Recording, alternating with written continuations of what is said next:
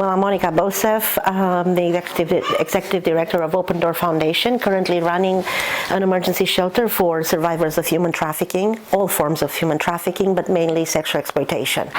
So we just knew from the very beginning that we were going to respond to the tides of refugees coming into the country. As with any kind of crisis situation, and especially a war, you're always going to have vulnerable people. And usually, especially in the case of war where men, are left behind to fight for the country, women, young girls, children are the ones at the highest risk for being exploited or trafficked.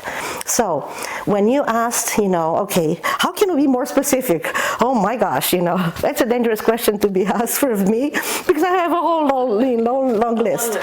But our top, need was for a van. And that's because we have 14 women in the shelter right now and 6 children. The van we have is way over, its capacity. And when we have to take them all, when we go out, when we do things together, it's very difficult. With the refugee crisis, even more so, because we are taking their families with 6, 7 children, 4 moms and 4 or 5 children that we need to take to the refugee office. We need to take them to the train station or the airport. And we were left in a limbo again for finding the right means of transportation and also be efficient. So when you ask, how can we be more specific, I'm like, okay, I'm going to say the van. We can efficiently work with 50 to 60 refugees in the 2 locations we have now. And so when I got your response that the answer from your headquarters is yes, we'll provide the money, I simply couldn't hold back my tears. And we provide everything from safe housing to legal counsel,